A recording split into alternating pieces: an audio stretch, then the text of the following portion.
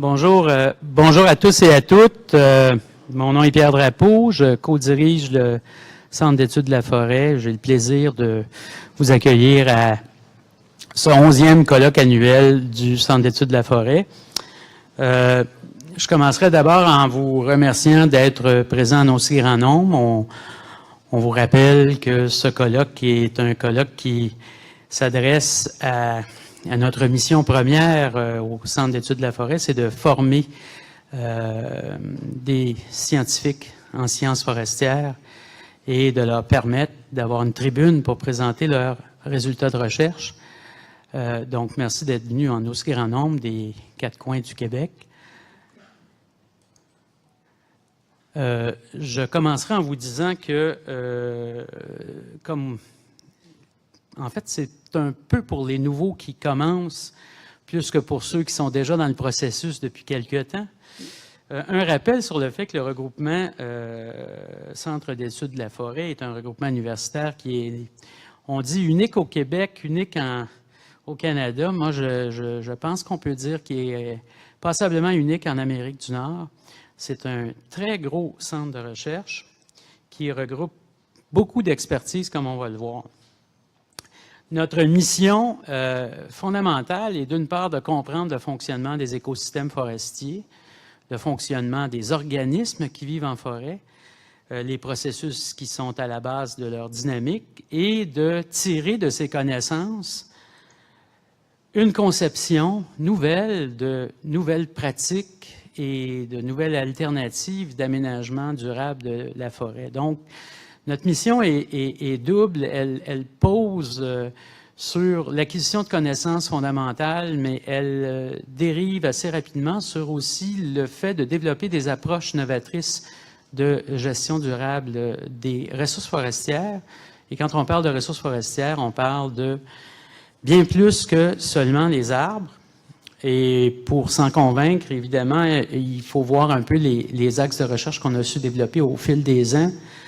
D'une part, des travaux qui touchent à la fois à la génétique, à l'écologie moléculaire, à l'écophysiologie des organismes en forêt. Des travaux qui dérivent ensuite sur l'écologie des populations, des communautés, et ce domaine important qui est maintenant la biologie et l'écologie de la conservation. Des travaux qui touchent aussi sur les relations entre facteurs biotiques, facteurs abiotiques, climat, dynamique des écosystèmes forestiers. Et, comme on le disait plus tôt, des études qui touchent à la fois le développement de nouvelles approches sylvicoles, de stratégies d'aménagement nouvelles des forêts québécoises. Mais on travaille aussi en collaboration assez étroite à l'échelle internationale, tant aux latitudes tropicales qu'aux latitudes tempérées, mais intercontinentales, et également aux latitudes boréales intercontinentales. Le CEF, encore une fois, pour nous le rappeler à tous, c'est maintenant 72 chercheurs réguliers. En d'autres termes, ce centre est constamment à se renouveler au niveau de, on va le voir ce matin par certaines présentations de nos nouveaux chercheurs membres réguliers. Cette année, on a 5 nouveaux membres. Le CEF regroupe 11 universités. L'originalité du Centre d'études de la forêt, c'est aussi de travailler beaucoup de façon décentralisée, avec 4 pôles qui sont répartis, un à l'Université Laval, un à l'UQAM, un à l'Université du Québec en Abitibi-Témiscamingue et un à l'Université de Sherbrooke. On a 43 membres associés et j'insiste là-dessus ce matin. Il est important de continuer des partenariats nourris et fertiles pour nos étudiants avec les chercheurs gouvernementaux, qu'il s'agisse des gens de la Direction de la recherche forestière du ministère Forêt, Faune et Parcs ou encore des gens de Ressources naturelles Canada au Service canadien des forêts. On est excessivement fiers de pouvoir continuer à travailler de façon soutenue avec nos collègues co-chercheurs dans des initiatives de formation au 2e et au 3e cycle qui permettent à nos étudiants d'avoir non seulement un regard sur le milieu académique, mais également sur le marché du travail et sur la résolution de problèmes reliés à la gestion des territoires forestiers et la gestion des écosystèmes forestiers. On a plus de 45 stagiaires postdoctoraux cette année au CEF et on maintient notre cadence de formation à raison de 175 étudiants inscrits au doctorat et de 180 inscrits à la maîtrise. Donc, c'est un regroupement qui est important. Je suis toujours moins impressionné de donner ces chiffres et on a eu l'occasion de les livrer récemment dans le cadre d'une évaluation de mi-parcours. Vous savez que le Centre d'études de la forêt a été financé pour 6 ans par les regroupements stratégiques du Fonds québécois de recherche nature et technologie, mais qu'après 3 ans, on fait l'objet d'une réévaluation. Et on a eu une évaluation très positive de la part du FQRNT. Là, en fait, on a reçu le verdict il y a 1 mois et demi, nous annonçant que nous étions reconduits pour les 3 prochaines années, et c'est grandement en raison de la participation nourrie de tous ces partenariats qu'on entretient avec le secteur forestier. Un autre partenariat qui n'est pas nommé ici, c'est son lien avec les partenaires industriels. Et c'est important de les voir. Ils se font beaucoup via des chaires industrielles CRSNG en aménagement des forêts qui permettent finalement des ponts intéressants avec le secteur industriel. Finalement, le CEF, c'est 9 professionnels de recherche. On a beaucoup misé, au moment de la création du Centre d'études de la forêt, sur le fait de fournir aux étudiants et aux étudiantes une expertise venant de ces professionnels de recherche. Et je prends le temps de vous les présenter, notamment pour les nouveaux étudiants. C'est toujours important de mettre un visage sur un nom. Alors, il y a 2 personnes qui assurent la coordination du CEF, une à l'Université Laval, puis une à l'Université du Québec à Montréal, Luc Lauzon à l'UQAM et Natacha Fontaine à l'Université Laval. On a 2 statisticiens aussi qui viennent en aide aux étudiants, Jérémy Alluard à l'UQAT et Stéphane Daigle à l'Université de Montréal. Et on a 5 analystes qui, dans leur champ d'expertise, apportent une contribution significative au laboratoire de recherche des différents professeurs membres réguliers du CEF, mais avant tout aux étudiants de 2e et 3e cycle. Et là, je pense à Mélanie Desrochers en géomatique, à Daniel Lecière qui travaille beaucoup sur les bases de données avec les étudiants, site web de l'UQAM également, Pierre Racine à l'Université Laval qui est toute l'expertise en géomatique et en programmation, André Gagné en microbiologie et François Rousseux en statistique à l'Université de Sherbrooke. Et François est notre nouveau membre de l'équipe de professionnels de recherche. Il est en poste depuis quelques mois. 5 nouveaux chercheurs réguliers vont vous présenter leurs travaux de recherche et présenter un peu quelle est leur programmation de recherche. On a d'une part Alain Paquette, qui est un nouveau prof au département de sciences biologiques et qui aborde les questions d'écologie et de biodiversité des arbres. Entre autres, Alain va sûrement vous parler de sa recherche, notamment en milieu urbain. Sergio Rossi, un spécialiste de l'écophysiologie et de l'androchronologie, qui est maintenant professeur à l'Université du Québec à Chicoutimi. Ilga Porte de l'Université Laval, qui va vous parler de génétique et d'amélioration des arbres, donc une personne qui a une expertise en génomique forestière. Benoît Lafleur, qui malheureusement ne pourra pas être avec nous cette semaine, en fait, à ce colloque, qui est un spécialiste de la nutrition forestière et qui travaille sur les questions de sylviculture et d'aménagement écosystémique.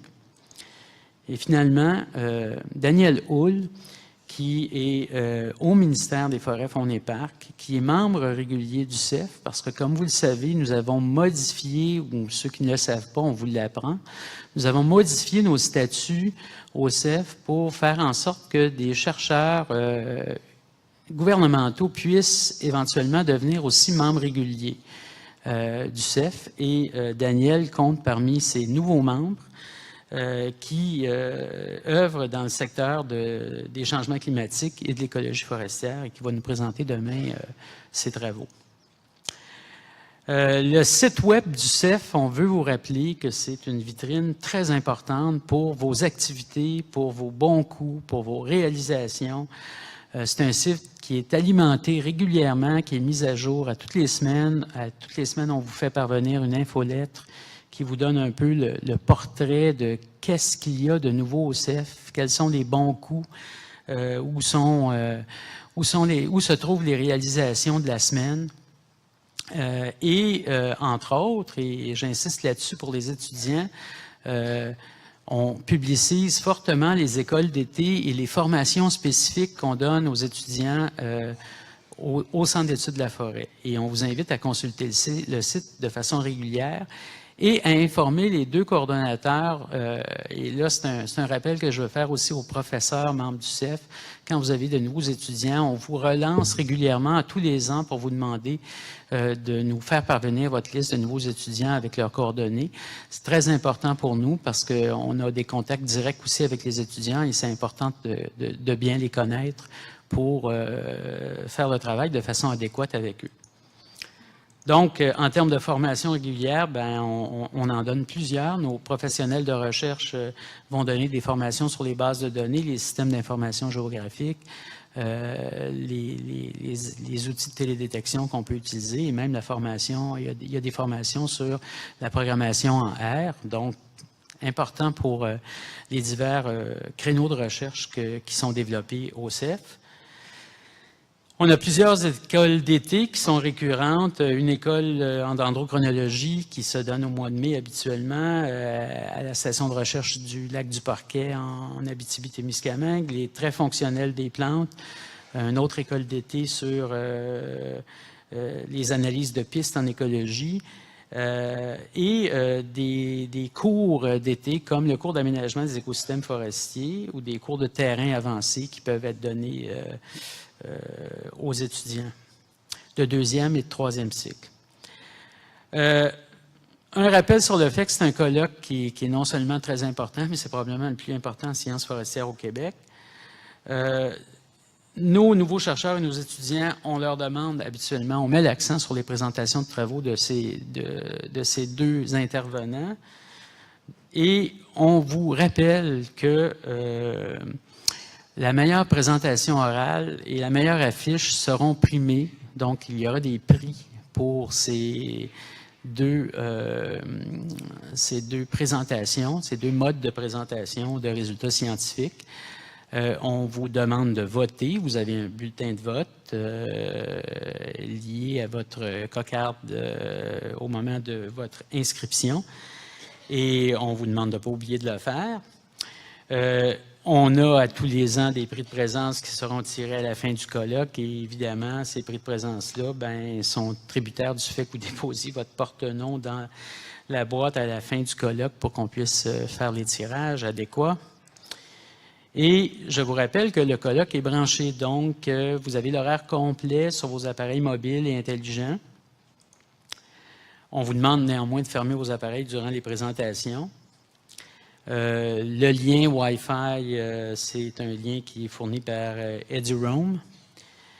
Et je dois remercier d'abord nos commanditaires qui ont accepté, encore une fois, sur une base régulière, de supporter la tenue de cet événement-là. Et dans cet esprit de remerciement de nos commanditaires, on va en inviter un de nos commanditaires, Calcul Québec. Donc, je vais inviter Julie Faure-Lacroix à vous présenter un peu la pertinence, la nécessité, l'importance de Calcul Québec, qui est un regroupement stratégique au FRQNT, qui interagit de façon très active avec les chercheurs individuels, mais aussi avec les centres de recherche. Donc avec les autres regroupements stratégiques. Sans plus tarder, Julie, je vais te demander de venir nous présenter, dire quelques mots sur le centre et nous présenter ce qu'il en est.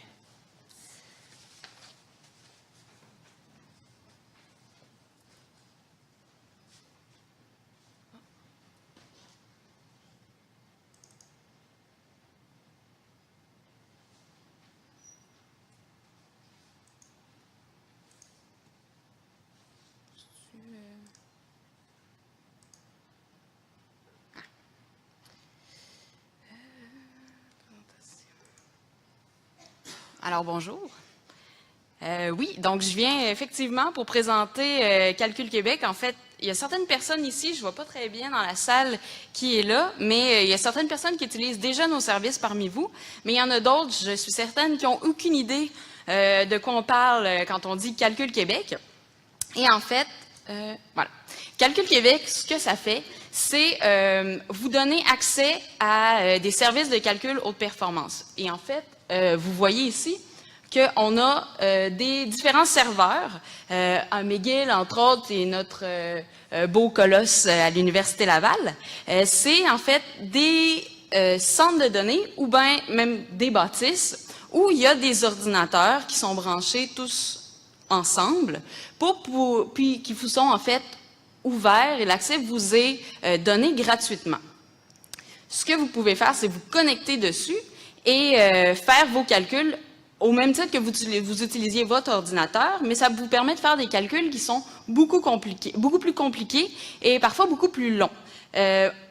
Souvent, on va répondre à des demandes pour des gens qui ne pourraient pas réaliser certains calculs qui prennent des semaines, même des fois des mois ou plus à rouler sur un ordinateur, donc qui pourraient tout simplement pas le faire avec les ressources qu'ils ont disponibles dans leur laboratoire. Mais des fois aussi, ça permet de pouvoir augmenter la taille ou le range, pardonnez l'anglicisme, des recherches qui sont faites. Donc, au lieu de couvrir une petite région, ça permettrait de couvrir le Canada, les États-Unis, le monde, si on y pense.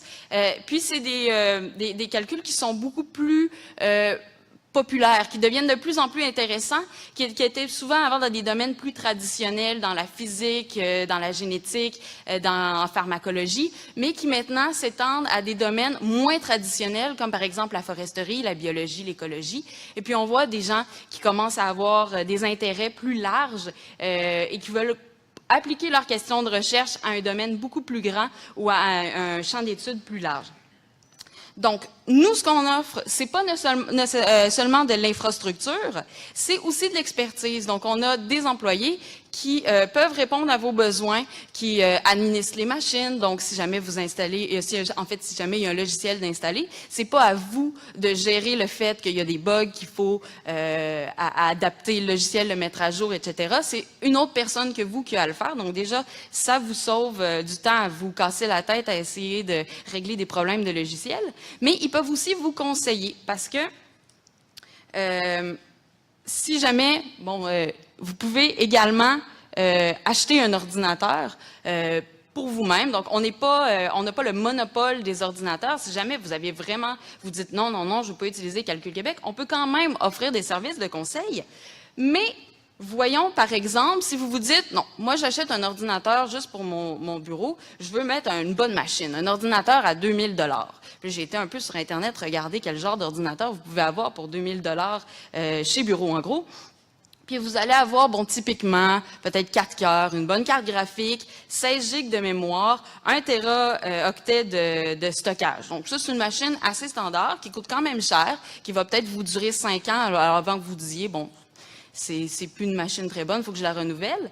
Mais à Calcul Québec, c'est sûr que c'est pas 60 000 cœurs que vous pouvez accéder directement, sauf que c'est en couvrant toute l'infrastructure qu'on a, on tombe à environ 60 000 cœurs, 300 accélérateurs graphiques, ça c'est pour du calcul graphique, c'est pas seulement pour jouer à des jeux vidéo, c'est pour faire un calcul spécifique pour les accélérateurs graphiques.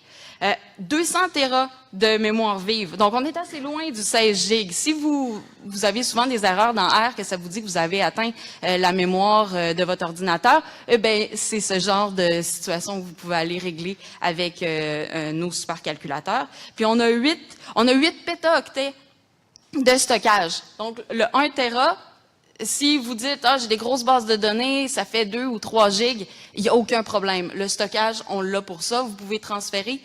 Puis, ça nous permet également de faire des plus gros calculs s'il y a des plus grosses bases de données à la base. Donc, l'idée qu'on se fait, c'est que vous pouvez soit acheter votre propre ordinateur, puis être très autonome, ou être quand même autonome sur nos serveurs, en étant tout à fait libre de l'utiliser gratuitement, à moins de certaines demandes spéciales où ça prendrait vraiment beaucoup plus de travail. Mais en règle générale, la moyenne des chercheurs puis la moyenne des étudiants vont utiliser les ressources de base tout à fait correctement et ça va être absolument gratuitement. Donc, comme j'ai dit, on n'a pas que du calcul qu'on offre. On n'offre pas que la machine où vous pouvez vous connecter. On a aussi des fois des demandes spéciales où il y a des gens qui disent « Bon, moi, j'utilise tel logiciel, pouvez-vous l'installer? » Puis, par exemple, ArcGIS, qui est notre mouton noir, quand c'est sur un système Windows, par exemple, l'installer sur nos serveurs qui sont sur Linux, ça ne marche pas nécessairement. Avoir un visuel, avoir un retour graphique de la machine, une fenêtre avec des choses dans lesquelles on peut cliquer, c'est pas toujours facile non plus.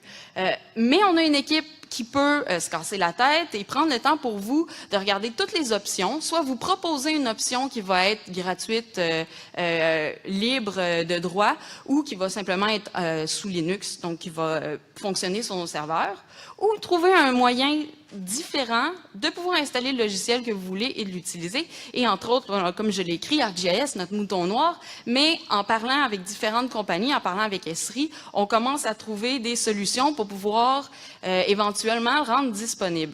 Et puis, il y a l'option QGIS qui peut être offerte aussi, mais encore là, ça pose des limitations de pouvoir avoir un visuel. Sauf que c'est des choses dont on est consciente, puis plus il y a des demandes, plus on peut investir du temps, puis nous, dans le fond, on peut trouver des solutions pour vous qui, éventuellement, vont non seulement vous servir à vous, mais à d'autres personnes. Donc, pour nous, c'est très avantageux d'augmenter notre offre de service, mais en plus, pour vous, avoir ArcGIS qui roule en parallèle sur plusieurs cœurs, au lieu de le faire rouler dans votre petite machine où est-ce qu'il y a un post-it écrit dans l'écran, ne pas toucher, roule pendant une semaine, puis que finalement, une semaine plus tard, vous ouvrez, ça a planté, puis là, vous savez pas pourquoi, mais il faut redémarrer.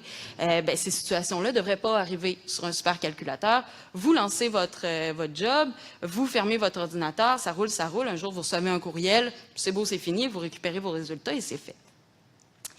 Par contre, si vous voulez faire ça, c'est un petit peu différent de la manière dont vous codez normalement dans R ou dans Python.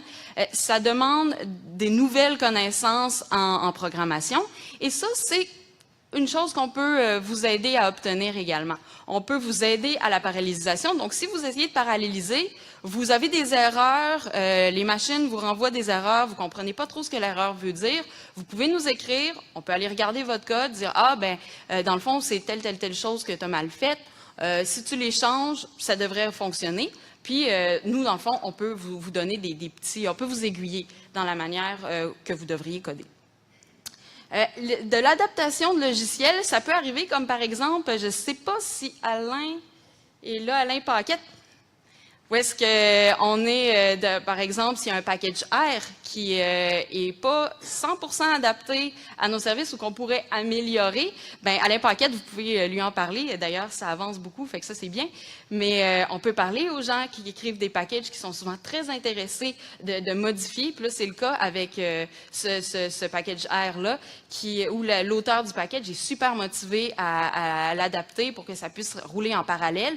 Puis, on espère que ça va augmenter beaucoup les performances. C'est arrivé aussi, je ne sais pas si Elise Filota ou Patrick James sont là, mais un de leurs étudiants a eu un logiciel où est-ce qu'on a contribué avec l'auteur du logiciel, puis ça roule maintenant beaucoup mieux en parallèle, puis il y a même encore d'autres étapes qu'on peut faire, puis elle travaille de son côté, nous on travaille d'une autre. Donc ça fait que pour vous, c'est des améliorations de performance sur les logiciels que vous utilisiez même déjà.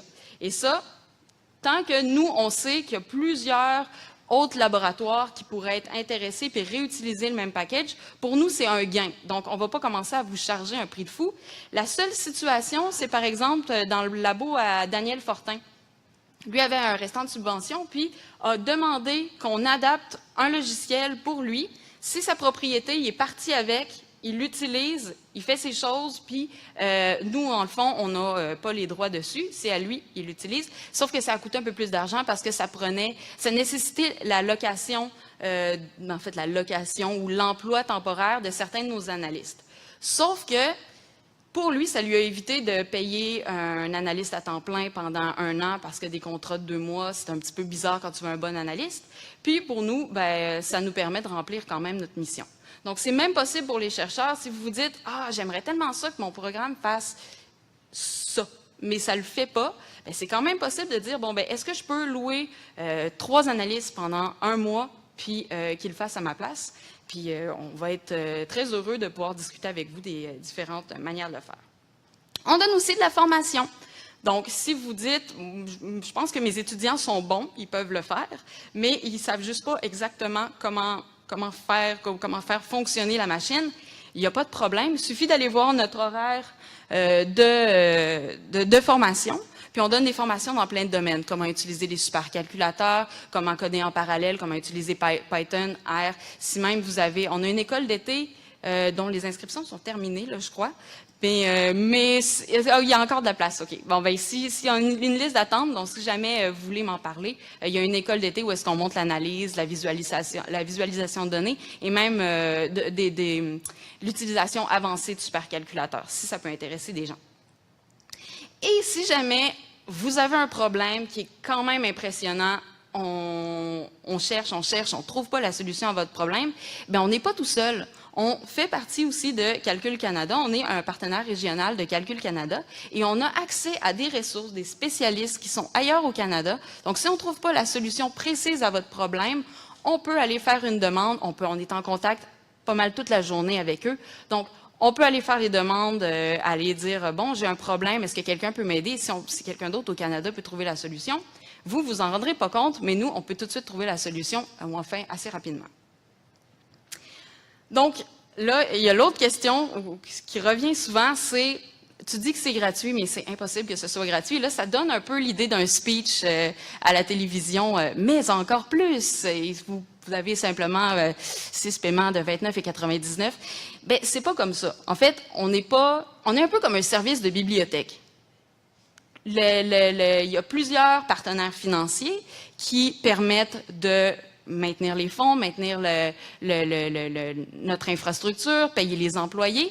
Puis, dans le fond, vous payez un peu par la bande en étant membre d'une université qui, elle, paye certains employés. On a aussi le gouvernement qui s'assure qu'on offre ces services-là aux chercheurs académiques ainsi qu'aux entreprises, parce que ça arrive des fois qu'on ait des entreprises qui viennent nous voir et nous demander conseil.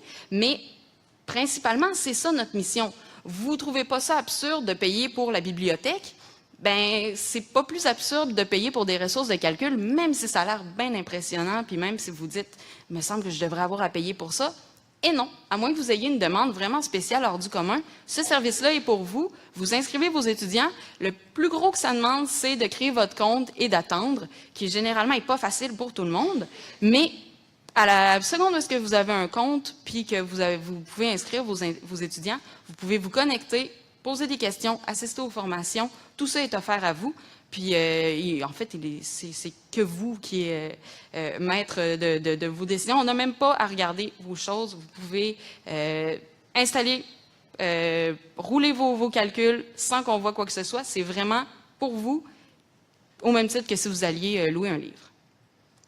Donc, ça faisait déjà un peu d'informations, mais il y en a énormément plus, entre autres, comment est-ce qu'on se connecte, puis c'est quoi les détails, puis si vous voulez m'ostiner sur le fait que peut-être ça vous coûte de l'argent puis qu'on vous l'a caché, vous pouvez venir me voir, ainsi que notre directrice qui va être là pendant les 2 jours. Je l'ai mis dans le coin. Donc, dans le fond, il y a l'accueil. Si vous tournez, vous suivez la pancarte et les flèches. Il y a une pancarte Calcul Québec. Vous venez nous voir. Si vous avez des questions, si vous voulez vous inscrire, si vous voulez qu'on fasse des tests, on peut lancer un ordinateur, essayer de voir comment ça se connecte. Je peux faire ça avec vous. Vous avez juste à passer me voir. Puis ça va me faire plaisir de répondre à vos questions. Ça fait plaisir.